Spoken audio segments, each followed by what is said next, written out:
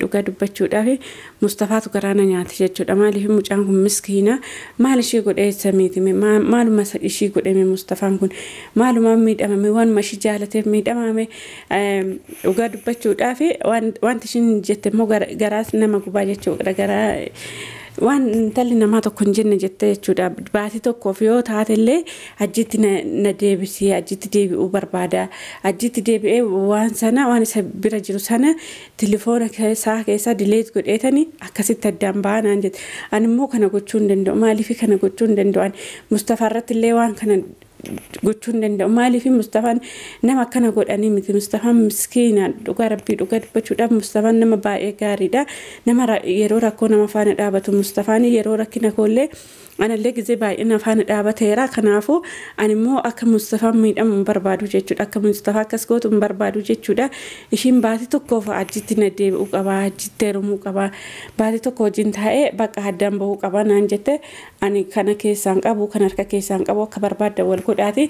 Anarraa achi deemaatee akkuma barbaadda wal godhaa garma kiyyaan dhufiinaa jedheen akkasitti ishee ofirraa gaggeesse jechuudha. Assalaamu alaykum warahmatullahi wabarakaatuh. Akkam jirtu hordoftoota fi kabajamtoota keenyaa jirtu bakki jiraattan bakka isin jirtan hunda nageenyaan jiraatu fayyaa keessanii nagaa keessanii isiniin jecha har'a wanti isin qabadhee dhufe maali yoo jettanii dhugaa dubbachuudhaaf waan ajaa'ibaati jechuudha. Waan nama garramu tokko jechuudha.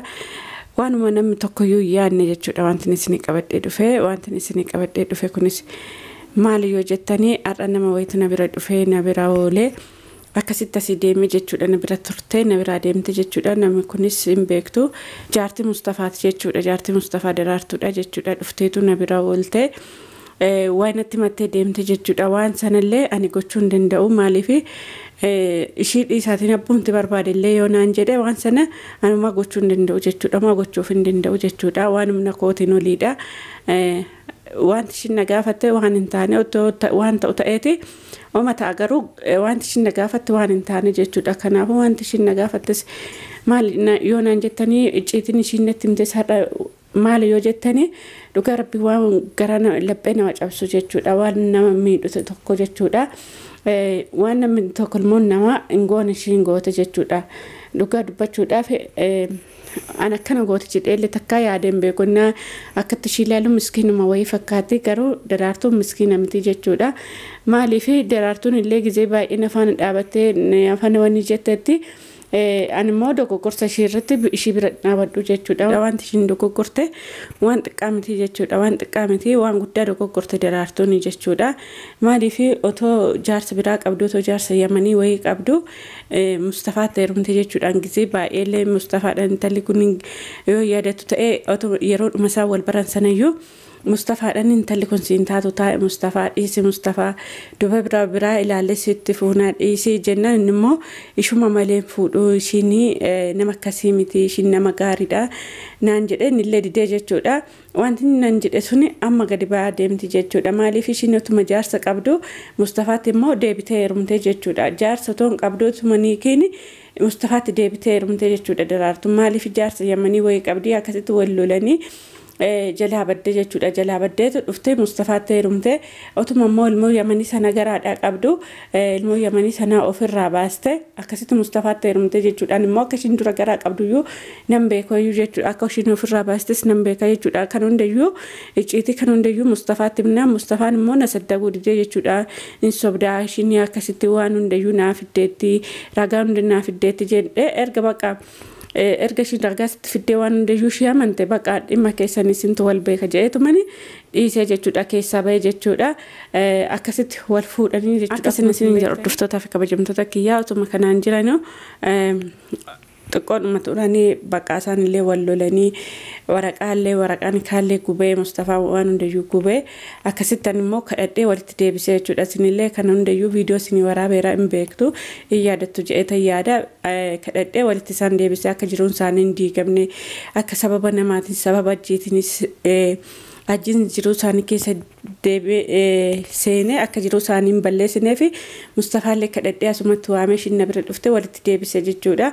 Akkasitti walitti deebi'anii illee waan hundayyuu dhiisee Mustafaan miskiina dhugaa rabbii Mustafaan baay'ee tokko garaa na nyaata jechuudha. Baay'ee tokko garaa na nyaata. Maaliif nama miskiinaa ina mana kanaafuu bakka wanti dura darbillee darbe je'eetu akkasumatti dhiisa jechuudha Mustafaan akka namallee dubbate wanni jedhu bakka wanti na dura darbes darbeera wanti ta'es ta'eera ajjifaanallee kan wal jaalatanii na dura waan ta'eef rakkoo hin qabu je'eetuma dhiisa akkasitti dhiise jechuudha bakka waan hundiyyuu garaadhuma isaa keessatti qabatee dhiise jechuudha akkasiniin jedha wanti hin taane wanti ishin na gaafattes maali yoo jettanii sababa jii ani fi Mustafaan addaan baane sababa jii ani fi Mustafaan addaan ba'uuf deemna naan jettee waan baay'ee natti himtee jechuudha ajjiini iciitii kiyyaa waan baay'ee of harkaa qabaa jettee kun sitti xiqqaatan jedhan dhugaa rabbii kun sitti xiqqaatatii fi ajjiini kanuma akka waliitii wal argattan iyyuu si walii taatu iyyuu siin jedha dhugaa rabbii har'a daraartuu Akko saree dhuma natti fakkaate jechuudha mana kiyya kana keessatti dhugaa rabbii baay'ee tokko na jibbisiiste jechuudha maaliif akka jaarsa qabdu akka heerumte maalumaaf dhugaatti nimni Mustafaan kun miskiina maaliif miti nama kana maaliif miti inni jaalate malee wanti na godhe maali kanaafuu waan jaalateef miidhamuu qaba Mustafaan jaartii namaa taate akkamitti Mustafaatti heerumti mee akkamitti waan akkasii gooti mee daraartuun inni mata gadi qabattee deemtu namuma nagaa namuma miskiina namuma waan tokko hin beekne akkas fakkaatti jechuudha laa daraartuun akkasumatti dhugaa rabbii baay'ee tokko na jibbisiiste wanti ishiin na gaafatte immoo maali yoo jettanii otoo dhumallee akkas ta'elleetu waan barbaade ta'ellee rakkoon qabu ajjii asitti waamiiti icciitii harka jiru harkaanaa fuudhinaan jette ani immoo kana gochuu hin danda'u jechuudha aniif ajjiini waliin dubbisnu aniif ajjiini waan tokko walirraa hin qabnu kanaan booda aniif ajjii waliin beeknu jechuudha akkasiniin jedha ajjii asitti waamiiti ciitii isarka jirtu sana irraanaa fuudhinaan jettee ani ajjii asitti waamuu hin danda'u ajjiif illee dubbisuu hin danda'u maaliif samuuna kan akka neessitti dhufee na doorsisullee quba qabdan jedhee yaada maali yoo namatti dawwalee kootu jedheen inni sababa sana godhateetu forsaa argatee as deebi'uu barbaada jechuudha forsaa argatee gara mana kana dhufee baqaa akkuma duraa sana ta'uu barbaada jechuudha kanaafuu dhiifama faana an danda'u jedhee shumatti illee himee jira maaliif kaameraa otoo hin qopheeffatiin natti dhufte otoo kaameraa qopheeffadhee jiraadheeti waan ishiin dubbattu kana hundayyuu silaasinii waraabeeyyuu jechuudha maaliif natti mijoofne jechuudha kaameraa keewwachuun illee viidiyoo waraabuun illee baay'ee tokko aareellee waan hin jiruuf natti mijoofne jechuudha kanaaf viidiyoo isinii waraabne erga ishiin deemte immoo bakka na aarsitee dhuma jennaan viidiyoo isinii waraabe jechuudha ishiin illee ammumaa kana na biraa deemte akkasiniin hordoftoota fi kabajamtoota kiyyaa ana dhugaa rabbii dhugaa dubbachuudhaaf Mustafaatu garaa nyaate jechuudha maaliif mucaan kun miskiina maal ishee godhee samiiti maaluma ishee godhame Mustafaan kun maaluma miidhamame waan mashi jaalateef miidhamame dhugaa dubbachuudhaaf wanti ishiin jette immoo garaas nama gubaa jechuudha garaa waan intalli namaa tokko hin jenne jettee jechuudha baatii tokkoof yoo taatellee hajjitti na deebisee hajjitti deebi'uu barbaada hajjitti deebi'ee waan sana waan isa bira jiru sana telefoona keessa dileet godheetanii akkasitti addaan baanaan jette ani immoo kana gochuu hin danda'u maaliif kana gochuu hin danda'u Mustafaa irratti illee waan kana gochuu hin danda'u maaliif Mustafaan nama akkana godhanii miti Mustafaan miskiina dhugaa rabbii dhugaa dubbachuudhaaf Mustafaan nama baay'ee gaariidha nama yeroo rakkoo nama faana dhaabatu Mustafaan yeroo rakkina koollee anallee gizee baay'ina faana dhaabateera kanaafuu ani immoo akka Mustafaan miidhamu hin barbaadu jechuudha akka Mustafaa akkas gootu hin barbaadu jechuudha ishiin baatii tokkoof ajjitti na deebi'uu qaba ajjitti heerumuu qaba baatii tokko wajjin taa'ee bakka addaan bahuu qaba naan jette ani kana keessaan qabu kan harka keessaan qabu akka barbaadda wal godhaati anarraa achi deemaate akkuma barbaadda wal godhaa garma kiyyaan dhufiinaa jedheen akkasitti ishee ofirraa gaggeesse jechuudha akkasiniin jedhaa viidiyoo kanallee isinii waraabuu hin barbaanne maaliif Mustafaatu garaa nyaate jechuudha Mustafaatu dhugaa rabbii akkamumatti akkana dubbattime Mustafaan waan namni tokko jaarsi tokko namaan goone hojjetee ganama bahee galgala galee ishiidhaa godhaa jechuudha waan ishiin xalabatte hundayyuu ishiidhaa godha kanarratti ishiin nama biraa barbaaddi jechuudha otoo jaartii namaa taate jirtu isa heerumte isa yoommoo isarratti ajjitti nan heerumaa itti ajjitti heerumee baatii tokko wajjin taa'ee akkasitti addaan ba'a jetti kanuma dubbachuun shiyyuu xiqqumatti nulfaatu xiqqoodhuma ishiin saalfattu akkamumatti akkana dubbatti yoo anatoo anaati ofin ajjeesa malee akkanan dubbadhu jechuudha yookiin waan ta'e ajjiidhuma sana ajjeesa yookiin ofin ajjeesa malee icciitumti sunillee habaatu malee silaa waan akkanaan dubbadhu jechuudha jaartii namaa taatee ganaa jaartii sadaffaa ta'uu deemti ganaa jaartii nama sadaffaa ta'uu deemti jechuudha akkasiniin jedhaa yoo kana dhugaa dubbachuudhaaf dubartoonni keenya nama isaanii ta'uun jaalatanii jechuudha mujiiruma akka ajjii jaalatu malee kan akka ajjii kan dhiitee bulchu jaalatan malee kan akka Mustafaa kan hin jaalatanii jechuudha. Maaliif Mustafaan dhugaa dubbachuudhaaf nama gaariidha jechuudha. Nama jaartii isaatii yaaduu, nama mana isaatii yaaduu, nama taa'e je'anii shidhaan taa'e je'anii ofii hojjetee waan hundayyuu isheetti fiduudha jechuudha. Ishiin immoo laa kana diddeetu hajjitti neerumaa hajjii malee jettee hajjii irra marataa jirti jechuudha. Huccuutumti sun waan tumti bayaa ba'u malee maalumaaf akkana godhati maaltumatu hajjitti ishii deebisin jedha. Namicha mujriima kanatti namicha dubartiitti taphatu kanatti maalumatti ishii itti deebisin isiniin jedha. Waan tumti badaa badu malee anatoo ishii ta'eeti hajjiidhuma kanatti deebi'a jedhee yaadu jechuudha. Nama akka Mustafaa dhiisee kan akka hajjiitti deebi'a jedhee sammuudhuma kiyya keessa iyyuu hin fiduun jedha to'ana ta'eeti.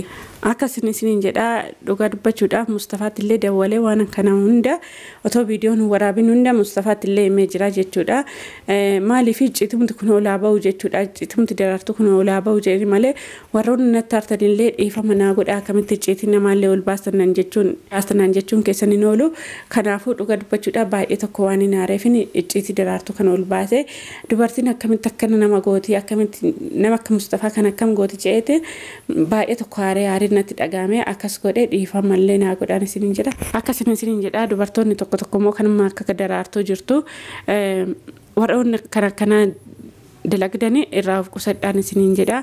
Maaliif namuma isinii ta'u sana faana jiraadhaan isiniin jedha. Maaliif mujrimni akka hajjii kuni omaa isiniin godhuun isiniin jedhan dafqa keessa nyaatu malee omaayyuu waan isiniin gooneef kanuma isinii yaadu sana faana jiraadhaan isiniin jedha. Akkasuma isiniin jedha hordoftoota fi kabajamtoota keenya sababa daraartuu kanaani yoo namni tokko waan tokko wal godhe daraartuutti gaafatamaa jechuudha. Maaliif Mustafaa fi hajjiin illee sababa ishiitti wal ajjeesuudhaaf wal barbaaduu jiru jechuudha. Sababa ishiitti hajjiin yuutuuba Mustafaa irraa fuudhee jira jechuudha.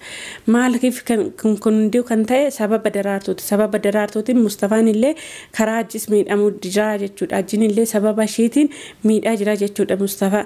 Maaliif ishiin nama akkasitti shidhaa yaadu kana akkas godhuun bareedamti jechuudha. Otoo anaati akkasiin godhuun isiniin jedha. Akkasiin jedha daraartuu akkuma illee asitti sittime durallee sittimee jira jechuudha. Na biratti illee sittimee silkiin illee sittimee jira. Kanaafuu nama miidhiin isiin jedha. Rabbi sodaadhuuti nama miidhiin Mustafaan miidhiin yoo isan feetu ta'e dhuguma jirtutti isiin jedha. Dhuguma jirtutti miiti addaan bahe mucaa miskiina kana miidhiiniiti miskiina jettee ittiin taphateen isiin jedha. Kanaafuu ati nama hajjii barbaadda yoo ta'e isatti dhuguma miiti addaan baheeti. Deemti hajjitti namni si dhoowwun jiru jechuudha.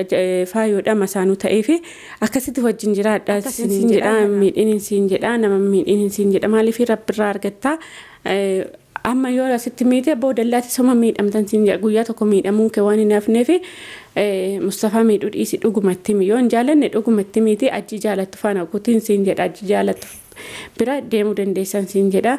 Hin beeku jettee Mustafaan hin beeku jettee san miidhuun hin ta'u. Kanaafuu akkasiin isiin jedha. Akkanuma si gorsan isiin jedha. Hordoftoonni kiyyallee daraartuu akka gorsitanii abdii isinirraa qaba. Kanaafuu warri mana kiyyaa faaraa taatan maatiin haa ta'an jajjabeessan isiniin jedha. Warri natti hartan immoo dhiifama naa godhan isiniin jedha. Hamma viidiyoo biraatiin walitti deebinutti nagaan naa tura.